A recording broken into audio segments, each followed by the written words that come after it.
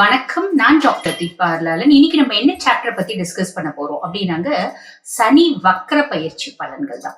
சனி பயிற்சி ஆல்ரெடி நடந்துட்டு இருந்தாலும் இந்த வக்ர பயிற்சி பலன்கள் அப்படின்றது வந்து பாத்தீங்கன்னா வருஷம் 4.5 மாசம் வருங்க.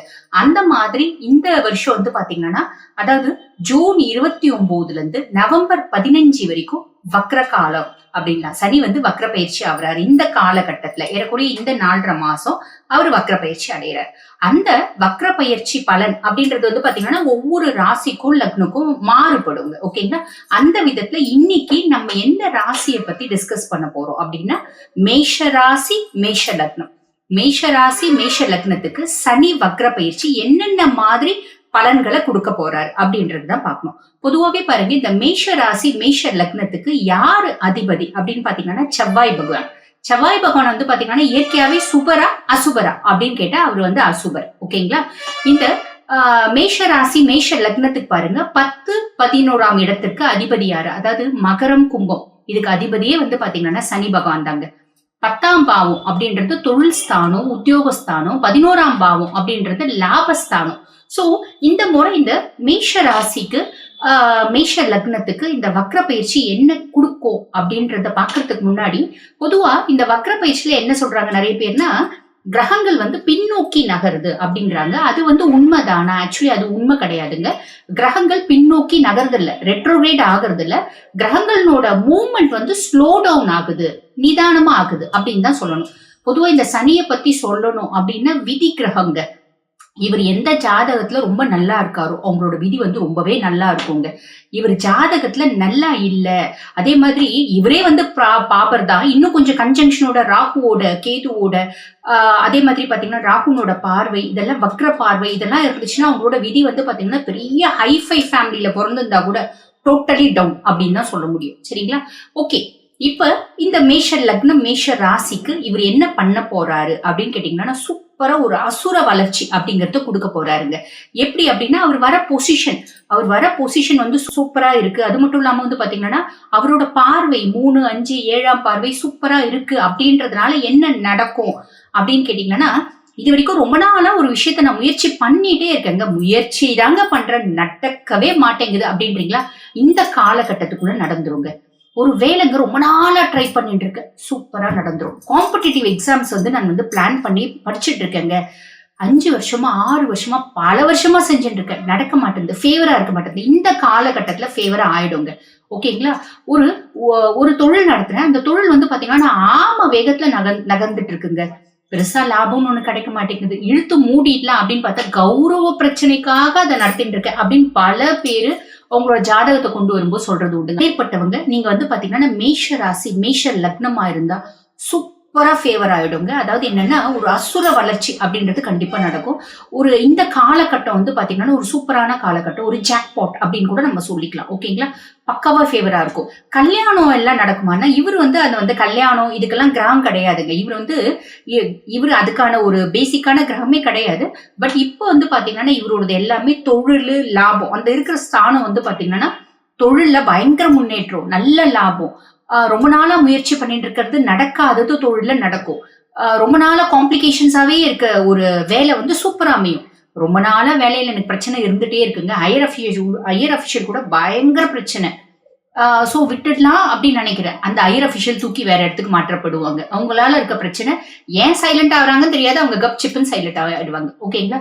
படிக்கிறேன், எனக்கு படிப்புல ரொம்ப நாளா நாட்டம் இல்ல, படிக்கலாமா படிப்பை விட்டுடலாமான்னு நினைக்கிறேன். கவலைப்படாதீங்க, விடணும்ன்ற அவசியம் எல்லாம் இல்ல. படிப்புல உங்களுக்கே நாட்டம் வந்து நீங்க சூப்பரா படிக்க ஆரம்பிச்சுடுங்க. ஓகேங்களா?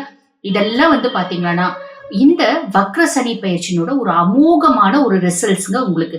ஏன்னா ஒரே ஒரு டிராபேக் வரும், என்ன அப்படின்னா, நீங்க எந்த சூழ்நிலையில இருப்பீங்க அப்படின்னா, இந்த வேலையை நான் செஞ்சுதாங்க ஆகணும், இந்த தொழிலை நான் மூடக்கூடாது, நான் பயங்கரமா டெவலப் பண்ணும், பெர்ஃபெக்டா டெவலப் பண்ணும், சூப்பரா ஷைன் ஆகணும் இப்படின்லாம் ஒரு கட்டாயத்தினோட காலகட்டத்துல இருக்கிறதுனால மனசு வந்து திடீர்னு ஃப்ரஸ்ட்ரேட் ஆவீங்க. மனசு வந்து திடீர்னு கஷ்டப்படும். அது ஒரு டிராபேக் தானே தவிர மத்தபடி வேற எதுவும் இல்லைங்க. இது வந்து பாத்தீங்கன்னா 100% யாருக்கு நடக்கும் அப்படின்னு கேட்டீங்கன்னா, இப்ப நீங்க மேஷ ராசி, மேஷ லக்னமா இருக்கீங்க. உங்களுக்கு வந்து சனி தசை நடக்குது, இல்ல சனி புத்தி நடக்குது அப்படின்னா 90 to 95%, ஏன் 99% கூட நடந்துரும். சனி தசை, சனி புத்தி இல்ல அப்படின்னா உங்களுக்கு வந்து பாத்தீங்கன்னா ஏறக்குறைய 15 to 20% நடக்கும். ஓகேங்களா? சோ மேஷ ராசி அன்பர்கள், இந்த சனி வக்ர பயிற்சி சூப்பரா இருக்கு, ரொம்ப பிரமாதமா இருக்கு. வாழ்த்துக்கள்.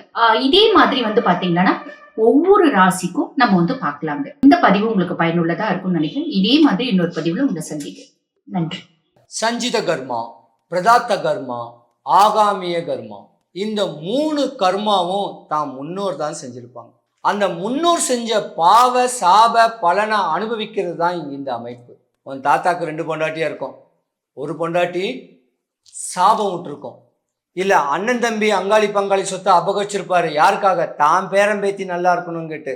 அந்த சாபமும் உன் மேலே தான் வரும். கோயிலு குளத்துக்கு தானம் பண்ணுறேன், தவம் பண்ணுறேன், இல்லை கோயில் இடத்த அபகரிச்சிருப்பாரு, யாருக்காக? என் பேரம்பேத்தி நல்லா இருக்கணும்னு சொல்லி. அந்த சாபமும் உன்னை தான் வந்து பிடிக்கும். இந்த மாதிரி சாபங்களை போகிறதுக்கு தான் நீ தானம் பண்ணணும். அமாவாசை அன்னைக்கு தெரிஞ்சோ தெரியாமையோ என் தாத்தா செஞ்ச சாப பாவங்கள் போகணும்னு சொல்லி அமாவாசை அன்னைக்கு தானம் பண்ணு. அஷ்டமி அன்னைக்கு தானம் பண்ணு, பௌர்ணமி அன்னைக்கு தானம் பண்ணு. முடிஞ்சா தானம், இல்லைன்னா தவம் பண்ணி எம்பெருமான்கிட்ட கேட்டு இந்த மாதிரி கர்ம வினைகள் போகணும்னு சொல்லி கேளு. 12 ராசி, 27 நட்சத்திரம், 9 கிரகங்கள் எல்லாமே சிவபெருமானுடைய கட்டுப்பாட்டுக்குள்ள தான் இருக்கு. சிவனை வழிபடு, தேடு, சிவனோட ஒன்றுடன் கலை, அவரையே பாடுங்க, அவரை பற்றியே பேசுங்க. பல தீர்த்த யாத்திரைகள் போங்க, பல கோயிலுகளுக்கு போக போக தான் இந்த கர்மா, உன் முன்னோர் செஞ்ச சாபம் எல்லாமே விலகும். பணம் இருந்தா தானம், பணம் இல்லைன்னா தியானம். புண்ணிய சேத்திரங்கள்னு நிறைய இருக்கு. அண்ணாமலையாரை பிடிச்சிக்கலாம், கிரிவலம், அஷ்டலிங்கம், 8 லிங்கத்தையும் வழிபடு. ஒரு லிங்கத்துக்கும் ஒரு கற்பூரம் ஏத்து. இன்னொரு சூட்சமம் சொல்றேன், உன் கர்ம வினைகள் தீர்றதுக்கு சூட்சமான அமைப்பு. கல்யாணம் ஆகாதவனுக்கு ஆகும், குழந்தை இல்லாதவனுக்கு குழந்தை பிறக்கும், கடன், நோய், வறுமை, பயம், பிணி, பல பிரச்சனையில் இருக்கிறவனுக்கும் இந்த சின்ன வழிபாடு பலிக்கும். சொல்லட்டா, அண்ணாமலையார் கோயிலுக்கு போயிட்டு வந்த உடனே, கோயிலுக்கு போறதுக்கு முன்ன நீ இருக்கிற ஊர்ல இருந்து, நீ இருக்கிற வீட்டில இருந்து 5 கிலோ பச்சரிசி, 100 ரூபாய்க்கு துவரம் பருப்பு. இப்போ வந்து செவ்வாயோடைய ஆதிபத்தியம் இருக்கிறதுனால மொச்சை வாங்கி ஒரு மஞ்ச பையிலையோ ஒரு பையிலையோ ஷோல்டரில் வச்சுக்கோ. ஒத்த கற்பூரம் ஏற்று சாமியை நல்லா வழிபடு. அஷ்டலிங்கத்தையும் ஒரு லிங்கத்துக்கிட்டையும் போகிறதுக்கு முன்னே மரங்களாக இருக்கும். இந்த நவதானியத்தை எடுத்து அப்படியே போட்டுக்கிட்டே வா, ஒரு கைப்பிடி போட்டுக்கிட்டே வா. இந்த பாரம் குறைய குறைய உன் நோய், நீ பட்ட கஷ்டம், நீ தொந்தரவு தொலையான விஷயங்கள், உன் ஆசைகள் தேவைகள் 100க்கு 100 பூர்த்தியாகும்.